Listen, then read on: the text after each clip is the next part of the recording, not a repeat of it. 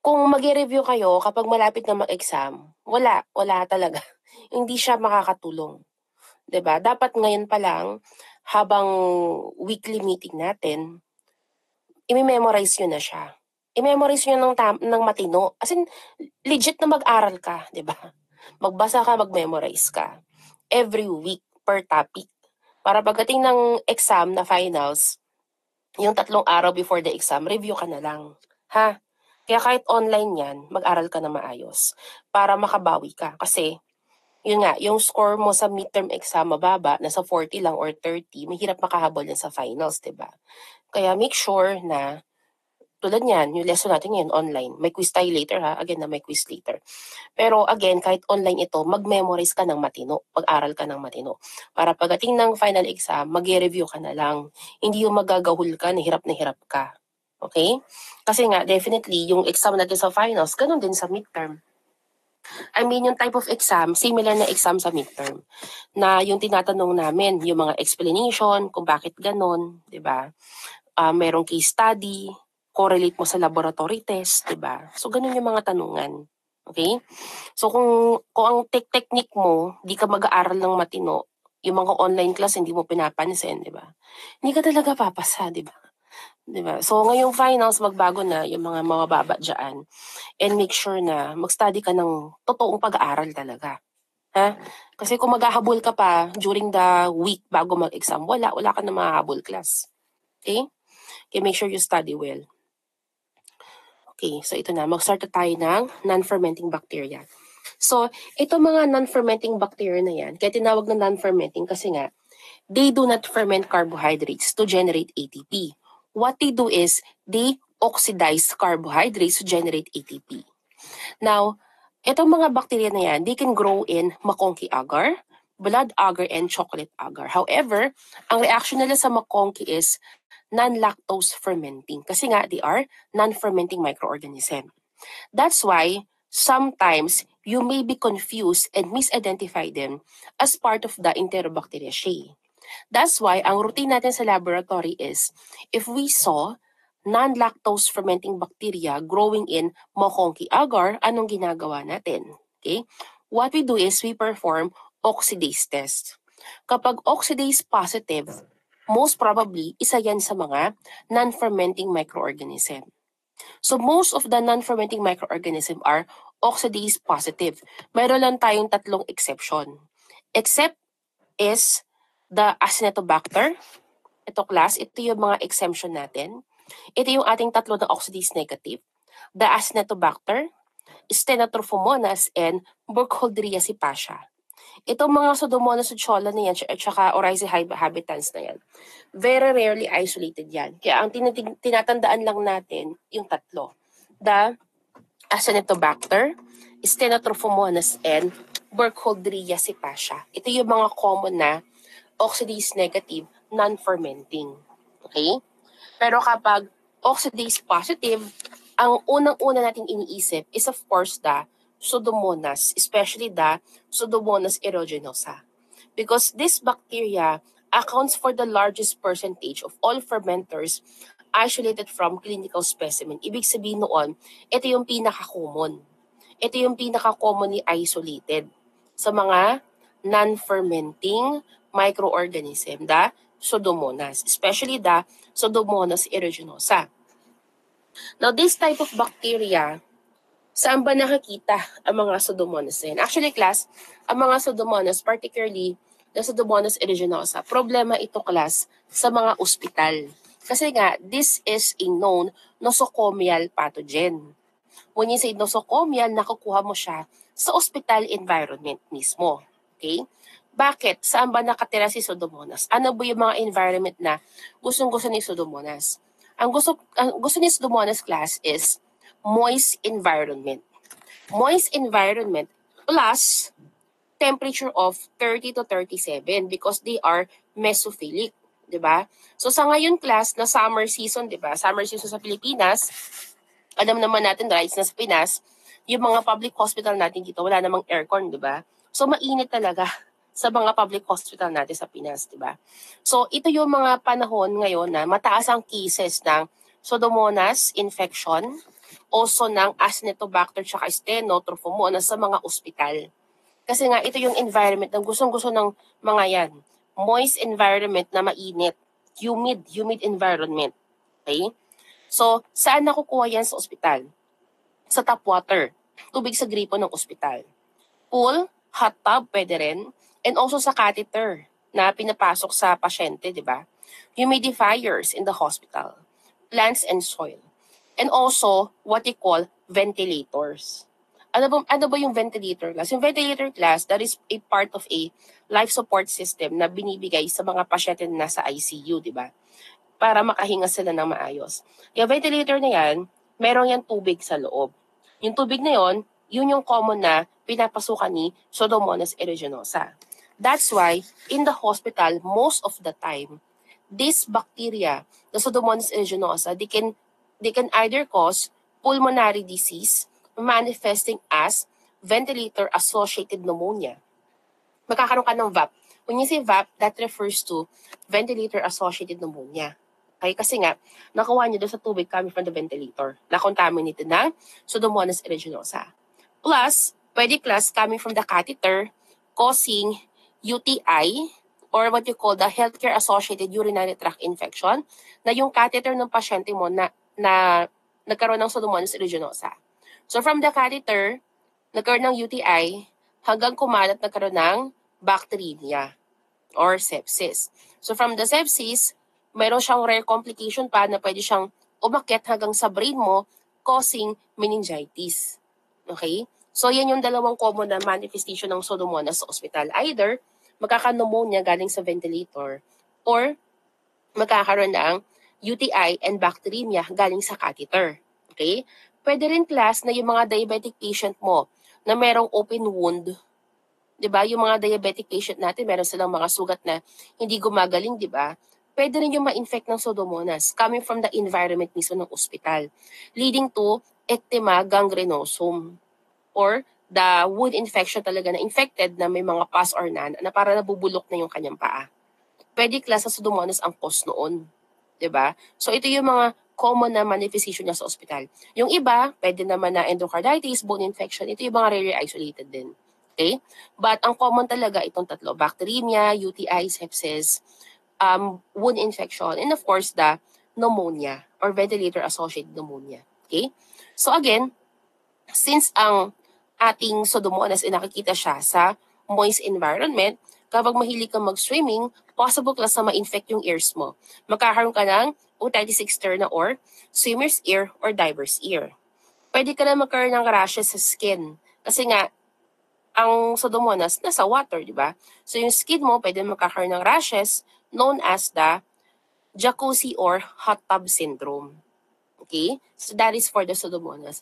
Ngayon, bakit kasi Pseudomonas aeruginosa yung pinaka-common na nakikita sa ospital that can cause diseases or infection? Because of the different virulence factor. As you can see, class, ang dami niyang virulence factor. Meron siya mga enzyme na cytotoxic na pumapatay ng mga cells and also pampakalat din ng bakterya sa katawan. Also, yung kanyang flagella, meron siyang polar tough flagella. When you say polar tough, sa dulo ng bakterya, marami siyang flagella doon. That makes it very fast to spread sa katawan mo. Kaya nga pwede siya mag-cause ng sepsis. Sometimes it can go up to your brain causing meningitis. Also, meron siyang capsule, di ba? Which is known to be antiphagocytic. Okay? Another reason why problematic tayo sa Pseudomonas aeruginosa is because of the drug resistance. Meron siya tinatawag na intrinsic resistance against harsh condition, also with antibiotics. Bakit, class? Bakit siya may intrinsic resistance sa antibiotics? Kasi nga, class, it is able to perform what you call quorum sensing. When you say quorum sensing, this is cell-to-cell communication of the bacteria to produce biofilms. So kapag kumapit na sila sa catheter, they can communicate with each other para mag-form ng biofilm doon. Yan ang kanilang characteristic. And as we all know, ang mga biofilms, they are very difficult to treat.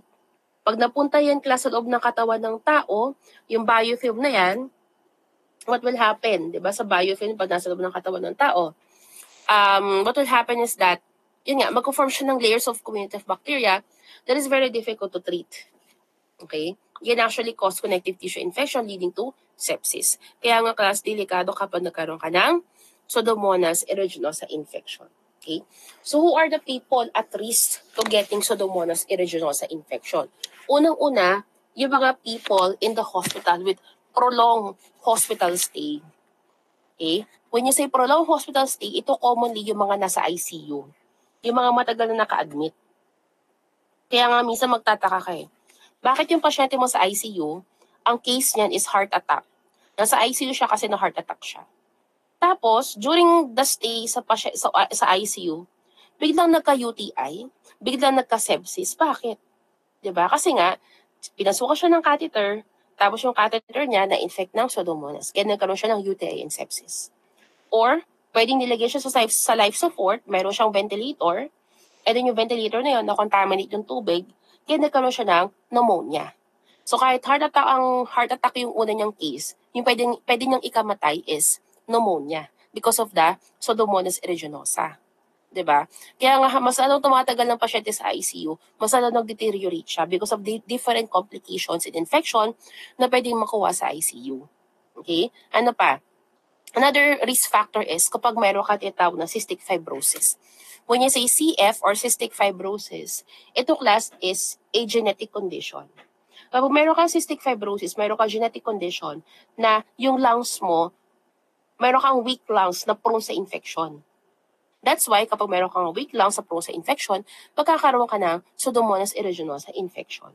So these are the people at risk of getting Pseudomonas aeruginosa. Okay? So what are the identifying characteristics? So, ang common natin nakukuha class sa ospital is yung mga pigmented strain. The Pseudomonas aeruginosa, they tend to produce pigment such as pyocyanin, pyoverdin, pyorubin, and pyomelanin. Ano ba yung mga pyocyanin na yan? Kapag bluish pigment, that is the pyocyanin. Kapag greenish pigment, that is the pyoverdin. If it is reddish, that is the pyorubin. If it is brownish, that is the pyomelanin. But in the hospital, ang pinaka-common natin na nakikita is the combination of pyocyanin and pyoverdin, giving it a bluish-green tinge, like this one. Bluish-green, bluish-green. Okay? Ito naman, green. Green na green siya. Okay? Ito naman, for the blood agar, this is what it looks like. Meron siyang bluish-green, giving it a gunmetal color on the blood agar. Meron siyang beta hemolysis with gunmetal color on the blood agar. That is the Pseudomonas aeruginosa. Iyan ang kanyang colony appearance. Besides sa colony appearance, meron din siyang tinatawag na odor, di ba? Ano bang odor niya? Yung odor ng colonies niya, it smells like fruity or grape-like. Pero again, hindi mo dapat amuyin yung bacteria kasi nga it can cause infection. Actually, class, kahit nakasara yung Petri dish, maamoy mo talaga yung fruity odor sa kanya. Ganun katindi yung kanyang production ng 2-acetaminophen. Okay? This one. Gumagawa siya ng 2-aminoacetophenone. Okay? Yan ang reason kaya meron siyang fruity or grape-like odor. Ngayong class, kapag nakita mo yung colony niya sa blood agar, tignan mo rin yung kanyang consistency. Kapag nakita mo, mucoid, tulad nito, mucoid yan. Ito kasi mga delikadong strain ng Pseudomonas aeruginosa. Yung parang may sipon-sipon yung colony. Kasi class, commonly, ito yung gumagawa ng biofilm eh. Yan, gumagawa na nga siya ng biofilm, di ba? Doon pa lang sa blood agar, nagkisimula na yung biofilm niya. What more sa katawan pa ng tao? Di ba? Ito yung mga delikado. And most of the time, kapag mucoid strain, these are the drug-resistant strain. Ito, mga non-mucoid, magagamot pa yan. Pwede mong bigyan lang yan ng mga first line na antibiotic tulad ng piperacillin and tazobactam, gagaling yung pasyente mo. Pero ito, ng mga mucoid, ito yung mga resistant na ang binibigay natin are carbapenems or what you call the imipenem and meropenem antibiotics. Now, in order for you to confirm for the Pseudomonas aeruginosa, ano yung mga test na kailangan natin gawin? Actually, sa ospital, kapag nag-ID tayo ng Pseudomonas aeruginosa, we rely now on automated system. So, we can use the microscan, the Vitek system, pwede naman yon. It is, even the API system, pwede siya. That can be used to confirm for Pseudomonas aeruginosa.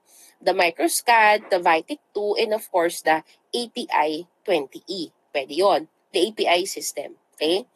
Ngayon, kung ikaw ay walang automated system, pwede ka mo conventional. But ang pinaka-confirmatory pagdating sa manual conventional testing is to perform the acetamide test and cetrimide agar test. Kapag nag-positive ka sa acetamide and cetrimide agar, that is now a confirmatory of Pseudomonas aeruginosa kapag manual testing. Okay? Pero again, advice pa rin ngayon since modern times na is for you to use the automated system, either the microscan or the Vitic2 system. Okay? Or even the API. Pwede na yon. Now, for the treatment, sabi ko nga kanina, idepende yan class kung ano bang strain yung na-isolate mo sa pasyente. So, usually, yung mga non-mucoid strain, gumagaling na yan. Just give the patient piperacillin, tazobactam, and ticarcillin. Okay? So, pwede ka mag-combination therapy ng piperacillin together with cephalosporin. Gagaling dyan yung mga non-mucoid strain. Pero kapag mucoid strain class, yan yung delikado, di ba? Kapag mucoid strain, nagko-combination therapy na tayo ng cephalosporin together with carbapenem. So, we give the patient imipenem and meropenem. Ito yung mga carbapenem natin class. Okay? Ngayon, pagdating class sa pulmonary infection, ang pinaka-last resort natin na ibibigay is fluoroquinolone. Bakit ito yung last resort sa Pseudomonas aeruginosa? Kasi nga class, pagdating sa clinical treatment, we reserve fluoroquinolone as a possible drug against tuberculosis. Anong kinalaman ng tuberculosis sa Pseudomonas? Kasi class, tandaan mo ha, kapag ikaw, pasyente, nagkaroon ka na ng pneumonia because of Pseudomonas, at risk ka na to getting TB in the future. So kapag ang diagnosis sa'yo, meron ka pneumonia, Pseudomonas infection, hindi ka talaga bigyan ng fluoroquinolone kasi they reserve this just in case magkaroon ka ng TB in the future. Okay? They don't give you that. Okay? So hindi siya dapat ibigay na first line of treatment. So kapag resistant ka, ang binibigay sa'yo is the carbapenems, pang-imipenem, meropenem, in combination with cephalosporin or even in combination with aminoglycoside. Okay? Yan ang treatment strategy pagdating sa Pseudomonas aeruginosa. So as you can see, since combination therapy na yan, ibig sabihin noon, the treatment approach is trial and error. So magta-try si doktor na mag-combine ng antibiotic. Kapag nag-work, edi good. Kapag hindi, edi hindi. Magpapali siya ng combination. Okay? Ganong class ang approach nila on how to treat resistant Pseudomonas infection. Kaya nga kasi sinasabi ko sa inyo, problema yan ng mga doktor sa ospital kapag summer season na. Kapag ganito, mainit, tapos humid, moist environment. Okay?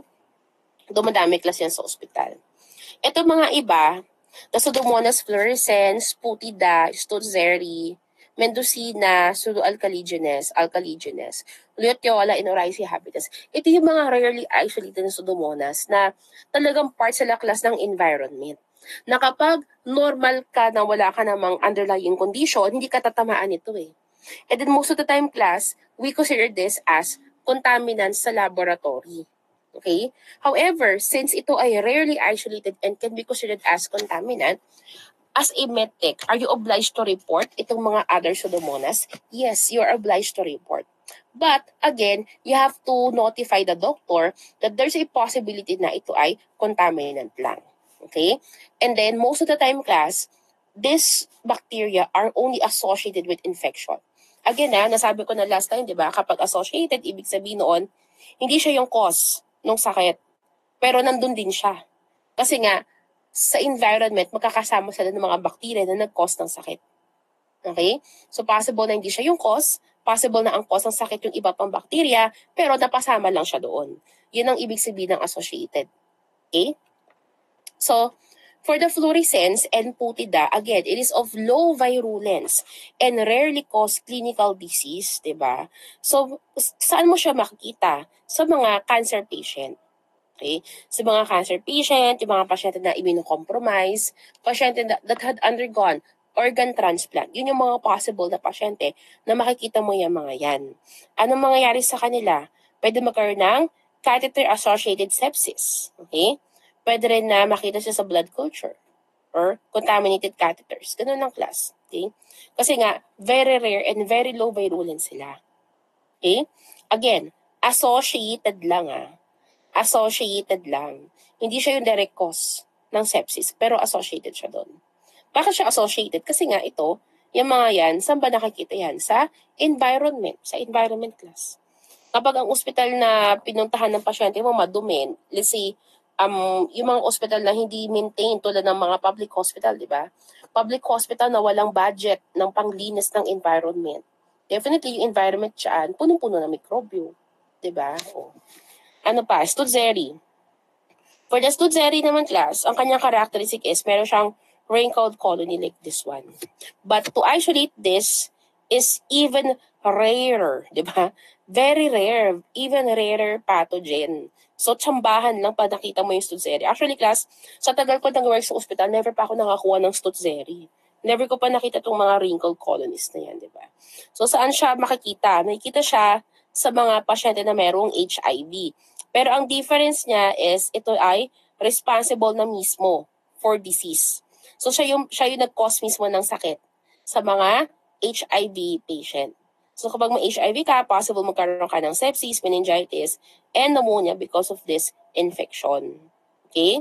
Pwede ng endocarditis, post-surgical wound infection, conjunctivitis, and UTI, lalo na kapag ikaw ay immunocompromised. Okay? So doon mo nakikita si Stutzeri. However, it is very, very rare.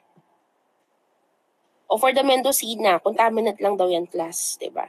They have flat colonies that may appear as yellowish brown. Okay? For pseudoalkaligenes and alkaligenes, again, contaminants din when isolated from clinical specimen. Luteola and oryzing habitats naman, rarely isolated class. Okay? May kita mo lang sila sa mga wound, abscess, blood culture, and even CIPD fluids and other sources. Again, they were implicated to be in cases of peritonitis. When you say implicated, possible cause, pero hindi sure. But also associated with other bacteria. Okay? So very rare. Rarely isolated din siya. Now next is Acinetobacter siya steno. Itong dalawa class, ito yung problema talaga. Kasi at least si Pseudomonas, may gamot pa di ba? Si Pseudomonas kasi, gumagana pa sa kanya yung mga carbapenem. So pag nagka-Pseudomonas aeruginosa ka, at resistant ka, bigyan ka ng carbapenem, tapos gagaling ka naman. Ang problema kasi class, kay Acinetobacter, meron siya tinatawag na crab. When you say crab, ito yung mga carbapenem resistant. Diba? So, pati carbapenem, hindi na pwede mag-work sa kanya. Ganun katindi si Acinetobacter, diba? Si Stenotopomonas naman class, ang pwede lang sa kanyang antibiotic is SXT, or what you call the trimethoprim sulfametosazole. Isa lang ang gumagana sa kanyang antibiotic class. Ganun katindi si Steno. So, resistant na siya sa lahat, maliban sa isa, si trimethoprim sulfametosazole. Kaya nga problema sila sa hospital class. Baka sila nagiging problema kasi nga napakahirap na lang gamutin sa pasyente. And then if yung mga gamot na binibigay tulad ng carbapenem or the SXT hindi na nag-work, ang binibigay dito sa mga pasyente is the antibiotic na colistin na i-discuss ko later. Ang colistin kasi class, delikadong antibiotic yan Kasi pag binigay mo yan sa pasyente, magkakaroon yung pasyente mo ng kidney damage, kidney injury. So, ihanda mo yung dialysis ng pasyente mo. So, habang ginagawa mo siya ng colistin, pwedeng ma-dialysis din siya. So, mas magiging toxic yung pasyente mo, class, diba? Kaya problema niya sa ospital, yung dalawang bakterya na yan. Okay? So, again, saan sila nakukuha? Actually, class, yung Acinetobacter, Steno, pati si Pseudomonas, tatlong Maria yan magkakasama sila sa environment. Basta merong moist na mainit, andyan silang tatlo. Pseudomonas, Acinetobacter, and Stenotrophomonas. Nasa ospital sila class. Okay? Paano transmission? Same yung Pseudomonas, di ba? Pwede sa mga catheter. Pwede rin class sa mga ventilators. It can also cause ventilator-associated pneumonia. So same sila ng mode of transmission, silang tatlo. Kaya nga sila yung tatlong barya na problema during summer season sa mga ospital. Okay? Now, again, itong tatlo na yan, going back to Acinetobacter muna. So for Acinetobacter, they can either oxidize glucose or non-oxidized. Kapag glucose oxidizers, ang tawag is saccharolytic. Kapag hindi, those are the asaccharolytic. So, sino yung significant dyan? Ang significant natin, class, are the saccharolytic one, which is the Acetobacter baumannii. Kasi, class, this one, the ABAW ang tawag namin dito, Acetobacter baumannii, ito yung bacteria na resistant sa carbapenem. Ito kasing isa, yung kapatid niya, Acetobacter elwolfi. Although Acetobacter din siya, pero susceptible naman siya. Hindi siya, low virulence siya. Wala siyang intrinsic resistance. So, okay lang. That's why rarely siyang mag-cause ng infection. Ang delikado talaga, si ABAW, Acetobacter baumannii, kasi nga ito yung merong CRAB or carbapenem resistance. Okay, na tinatawag natin. Okay? Yan siya yung problema sa ospital. Yan. So again, opportunistic ang mga Acetobacter together with Stenotrophomonas. So bakit ka magkakaroon yan? Ano yung mga risk factor? Unang-una, prolonged hospital stay. Nosocomial kasi yan, di ba? So kapag nasa ICU ka, ayun, possible na magkaroon ka ng ng ABAW or steno. Besides that, meron ka mga pre-existing condition. So meron ka ng diabetes, meron ka ng cancer, nagtika ng steroid, nag-undergo ka ng organ transplant, or meron kang mga deep wound, nasaksak ka, nabaril ka, di ba? Yan yung mga deep wounds na pwedeng ma-infect, di ba? Puncture, undergo ka ng surgery, or burn wounds. Yun yung delikado, class, kapag meron kang burn wounds. Tapos na-expose sa hospital environment, may infect yan, class. Mas lalong lalala yung burn wound mo. Okay? Also, catheters, prosthetic devices, implant, kasi nga, kinakapitan niya ng mga yan para gumawa ng biofilm, di ba? Kaya, delikado din yan. Also, kapag na-infuse ka ng fluid tulad ng diacylate or saline irrigations. These are the risk factor para magkaroon ka ng Pseudomonas, Acetobacter, and steno infection. Yung tatlo. Okay? However, klase ABAW kasi, mataas ang mortality rate niya. Kaya nga, problema yan, di ba? Mas matindi pa yan compared kay Pseudomonas. Di ba? For the ABAW, again, it can cause UTI, pneumonia, tracheobronchitis, endocarditis, and the mortality rate is 22%. Kaya delikado siya. Okay? So, for the elwolfi, again, less virulent. When isolated, it is usually indicate contamination or colonization of the, rather than infection. Again, contam lang siya. Kasi nga, low virulent siya, ang elwolfi. Ang significant pathogen natin is, of course, the Acetobacter baumannii. Ito yung ating significant na pathogen. Okay? Let's go to steno. For the Stenotrophomonas maltophilia class, kaya tinawag siyang maltophilia kasi nga, it loves maltose. It oxidizes maltose faster than glucose. It is maltose loving. Okay? And meron siyang characteristic lavender green color on the blood agar together with ammonia odor. So yung amoy niya sa culture, amoy ammonia. And then the color ng kanyang colony is lavender to lavender green. Okay? So it is a saprophyte or colonizer. Kasi nga, class, normally found siya sa environment, particularly sa ospital. Diba? It can colonize your respiratory tract ng mga hospitalized patient coming from the ventilator. Yung mga naka-ventilator, class, it's like nagkakaroon ng steno. Diba?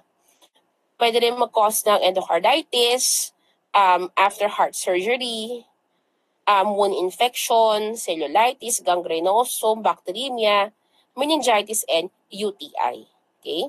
So again, ang pinaka at risk to getting this infection, yung mga pasyente na immunosuppress with long hospital stay, especially if you're in the ICU at meron kang catheter. Ikaw yung mga primary target ni Stenotrophomonas maltophilia. So, paano lab diagnosis, class? So, pagdating class sa lab diagnosis nito, again, yung tatlong yan, the Pseudomonas, Acetobacter, tsaka Stenotrophomonas, you may identify it using the Vitek 2 or the microscan. Pwede na yung class. But for the Acetobacter baumannii, ang pag-ID natin dito, for the other Acetobacter, yung ibang species na Acetobacter, para ma-confirm natin, we may use the Malditov MS. Okay? Kapag mga other species ng, saan ba yung nakalagay yun dito? Dito yun eh. Ayan. Kapag other species ng Acinetobacter, we use the multitude of MS. Kasi nga, ito yung much more reliable method. Because this can differentiate the different species ng Acinetobacter. Pero kapag hinahanap mo, Acinetobacter baumannii lang, Pseudomonas aeruginosa lang, or Stenotrophomonas maltophilia, okay na yung microscan and Vitek 2. Okay? How about yung mga conventional method, yung mga manual testing, okay ba siya? Okay naman siya, class, kaso nga lang, hindi siya accurate to differentiate the species. As you can see, class, tingnan mo to, yung kanyang reaction. Pare-pareho ang reaction niya, yung iba variable. So, hindi reliable yung conventional or manual testing to identify the Steno-Acinetobacter together with Pseudomonas. Okay? That's why we rely on automated system tulad niyan. Now, going back, again, for the Steno class, anong kanyang colony? Bluish on MacAgar. And these are the conventional method. Positive siya sa mga test na yan. But again, ang pinaka distinguishing characteristic niya is that it is only susceptible to one antibiotic, the SXT or trimethoprim sulfamethoxazole. Okay? That's why, kapag Steno ang pinag-uusapan natin, we don't perform different tests na for antibiotic. Ang tinitest lang natin is the SXT followed by the E-test or the epsilometer test. Anong purpose nito? The purpose of the E-test is for you to identify the MIC. When you say MIC, ito yung dosage. Kasi class sa mga doktor, pag sinaya mong Steno, alam na nila na ang bibigay nila SXT. Ang tanong, ano yung dosage? Ang gusto nilang malaman yung dosage. Kaya mag-perform ka ng E-test mag-perform ka ng microdilution testing using the E-test or agar dilution method, pwede rin, para malaman mo yung kanyang MIC or the dosage. Okay? Or the minimum inhibitory concentration. Ito nga yung sabi ko kanina, class. Ang mga ABAW, meron siya tinatawag na CRAB or carbapenem resistant Acinetobacter baumannii. It is one of the critical priority pathogens for new antimicrobial drug development. Okay, so delikado, class, kasi nga even carbapenems resistant na rin siya. So that's why kapag resistant sa carbapenem, sinong last line of drug? Si colistin. Colistin ito, C-O-L-I-S-T. Ito ang binibigay natin. Ngayon, last line siya kasi nga, kapag binigyan mo ng colistin yung pasyente mo, ihanda mo rin yung dialysis kasi possible na magkaroon siya ng kidney damage as a consequence of the colistin. Yun yung mga risk factor na kailangan mong i-outweigh bilang doktor. Okay? Now, again, for the Steno naman, resistant siya talaga siya, di ba? Resistant siya sa mga antibiotics, sa cephalosporin, beta-lactam, etc. Okay? But since resistant nga siya, ang binibigay lang sa kanya is the trimethoprim sulfamethoxazole. Kapag hindi nag-work, pwede ka mo combination therapy. I-combine mo yan with other antibiotic tulad ng ticarcillin, minocycline, chloramphenicol. Yun ang binibigay. Okay? For the Steno. Kapag hindi pa rin nag-work, ang last resort natin is colistin pa rin. Okay? So that is for the treatment. Now, pagdating class sa lab diagnosis, as you can see, class, si ABAW, pwede man siya mahiwalay eh. Based pa lang sa Gram-Stain, di ba? Kasi nga, yung mga Pseudomonas at Steno, rods sila. They are non-fermenting gram-negative bacilli. Pero kapag non-fermenting Coccobacilli, it can be Acinetobacter. Okay? Now, for the culture media, tumutubo siya sa primary plating media. Ang kailangan mo lang BMC, BAP, MAC, tsaka CAP. Ganun lang. Diba? Yung Steno, ang kulay niya sa BAP is lavender green, tapos meron siyang ammonia smell. Okay? For the Acinetobacter, white creamy colonies lang, just like the Enterobacter shea. Yung iba, mayroon beta hemolysis. Okay? That is for the Steno and also the ABAW. And then again, incubate mo lang siya sa 37 to 35. Incubate overnight for you to see the colony characteristics.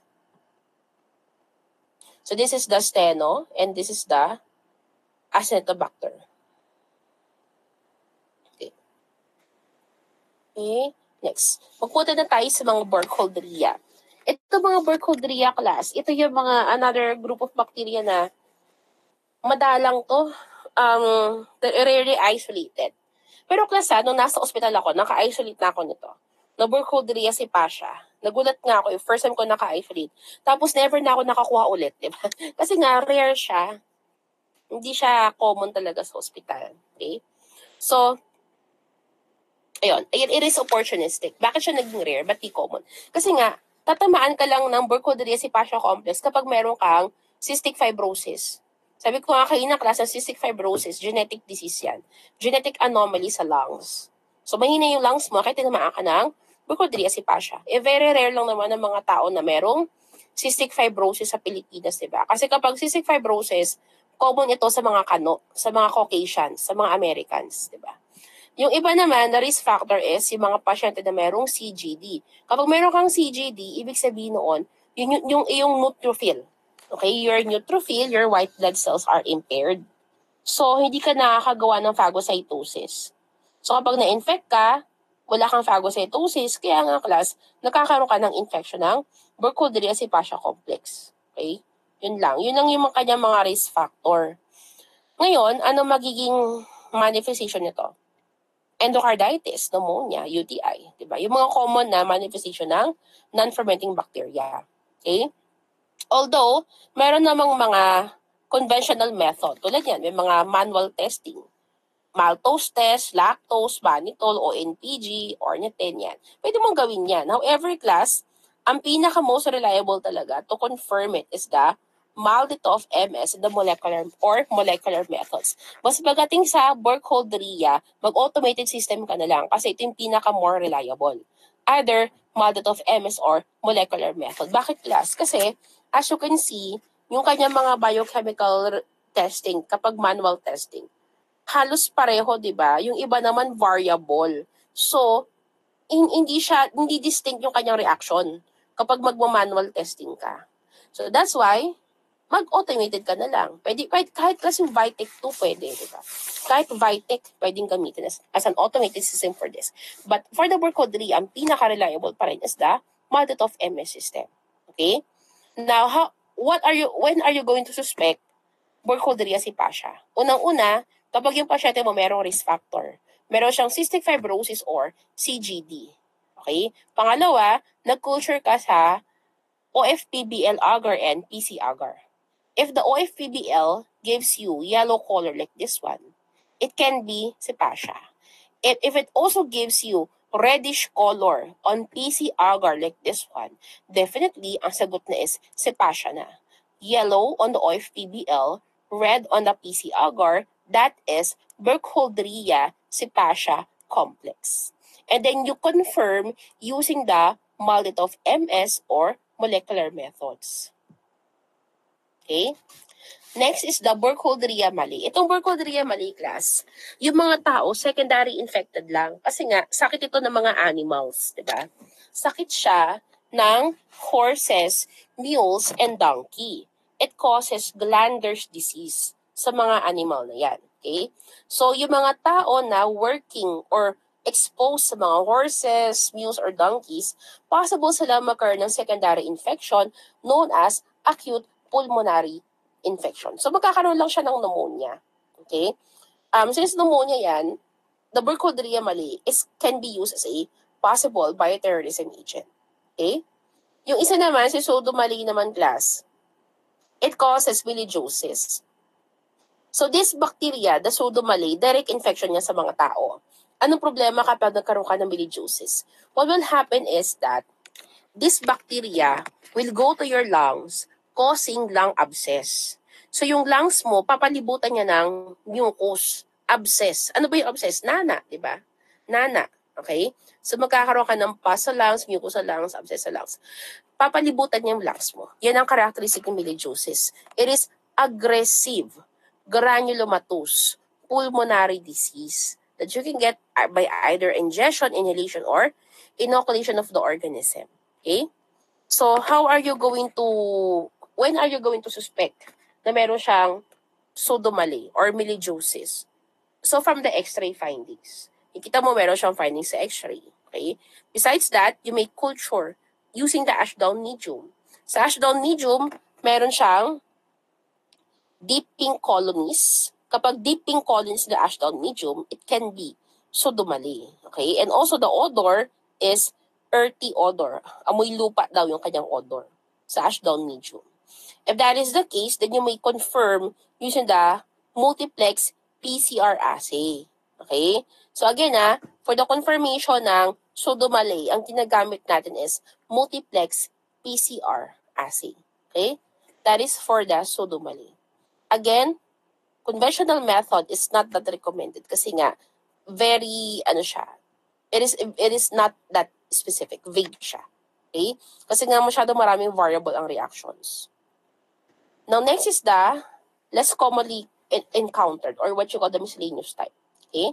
Ito yung mga alkaligenes mo, Campylobacter. So yung mga alkaligenes yan, Campylobacter niyan, nakikita rin yan sa aquatic environment, sa water. Usually, yung tubig sa gripo, doon sila nakikita. Tap water, swimming pool, dialysis fluids, etc. And they are resistant sa mga disinfectant. That's why class, kahit yung swimming pool is lagyan mo ng chlorine yan, buhay pa rin dyan sila, Acromobacter. Okay? Nakakuha siya sa swimming pool, lalo na kapag summer, di ba? Mainit kapag summer. So, dumadami sila sa swimming pool. Yan ang bacteria na meron doon. At kahit lagyan mo ng chlorine yan, yung swimming pool nyo, andun pa rin siya. Kasi nga resistant siya sa mga disinfectants. Okay? So, ang pinaka-common na nakikita is the alkaligenes fecalis. Anong kanyang magiging significance? It can be associated with sepsis, pancreatic abscess, eye infections. Doon siya nakikita, class. Okay? Yung iba alkaligenes, rarely isolated yan, except for the psilocybins na makikita as a nosocomial pathogen na makukuha from catheters. The rest of the Acromobacter are rarely isolated.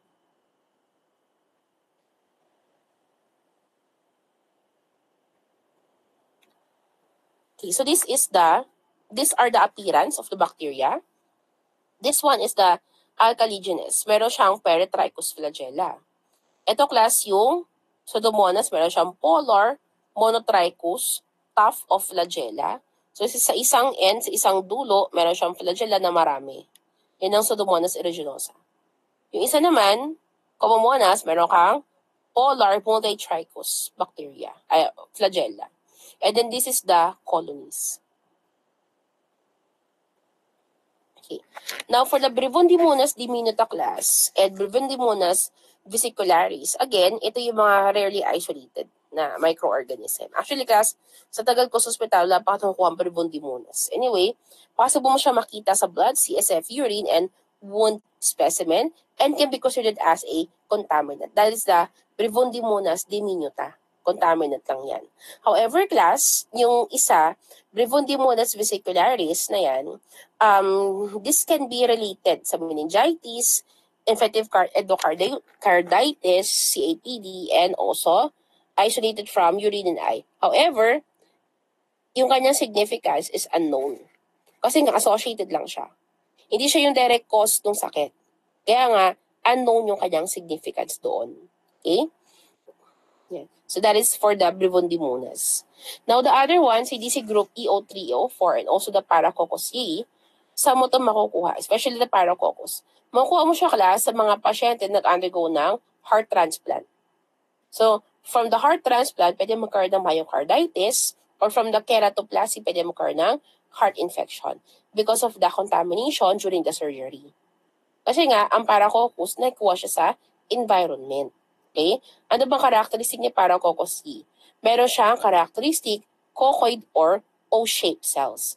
Anong itsura niya? According sa libro, mukha daw siyang donut shape. So, meron siyang donut shape. Ito, donut shape na cells. That is the Paracoccus yei. Mukha daw siyang donut. Okay?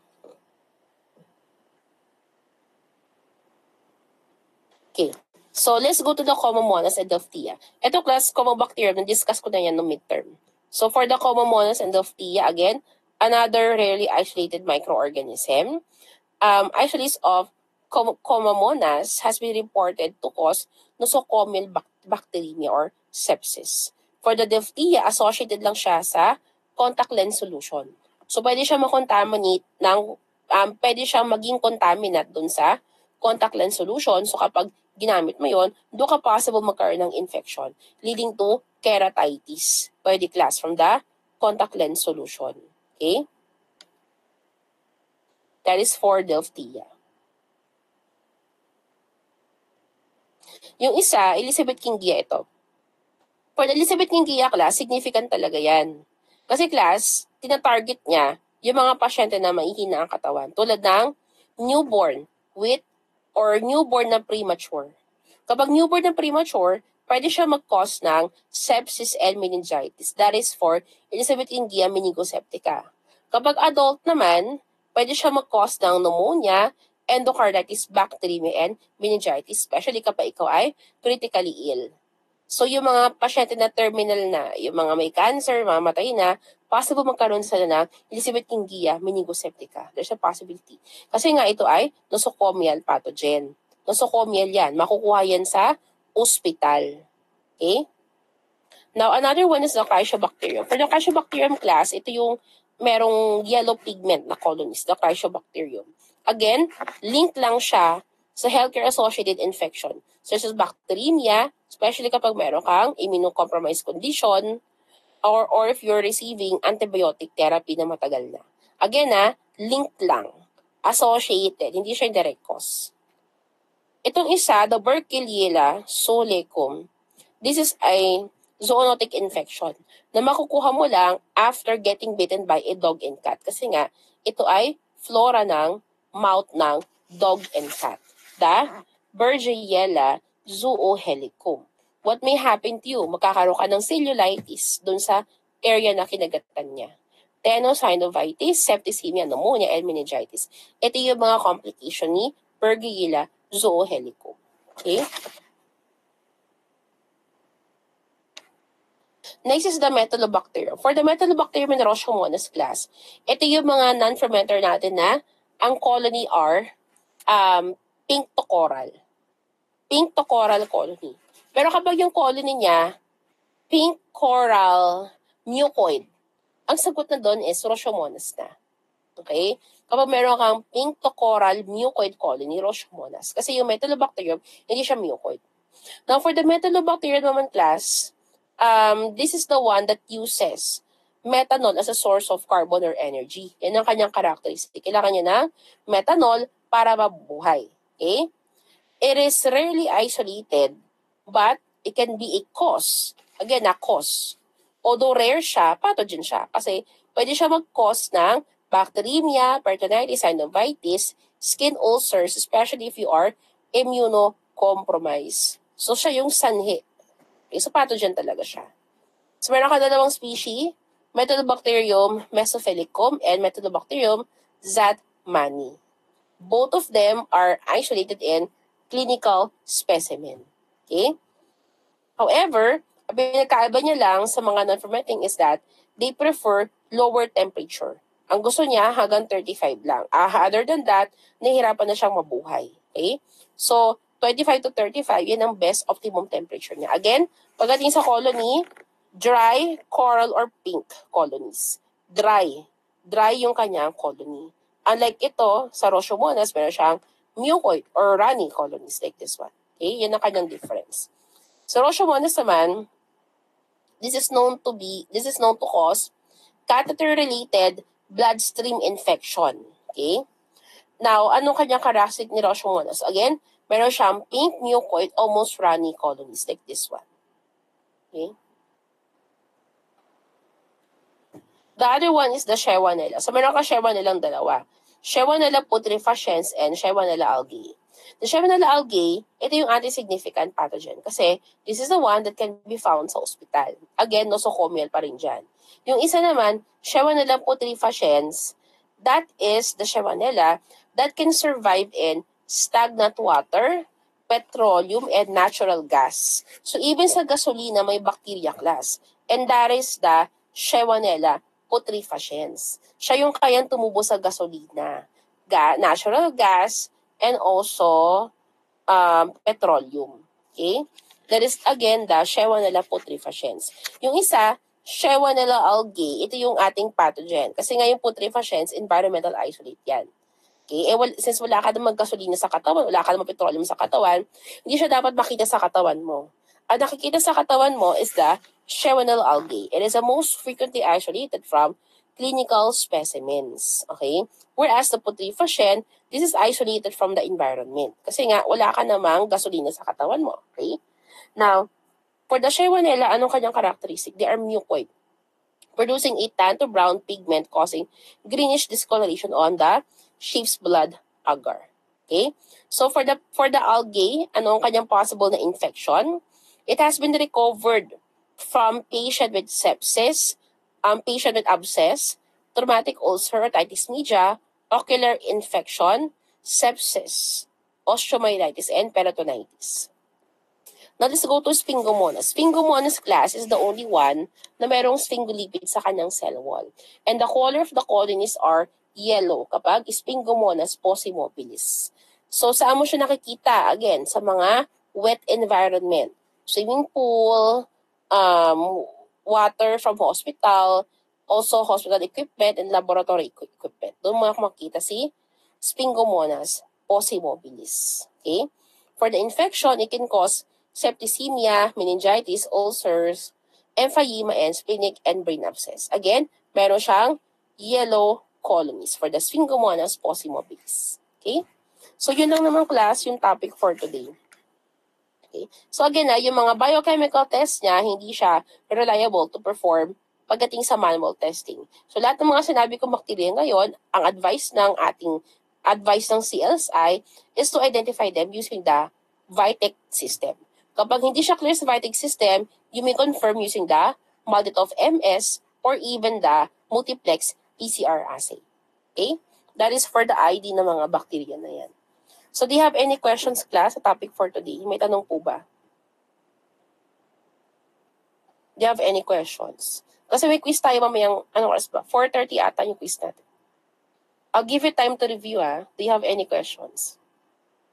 Wala? Okay.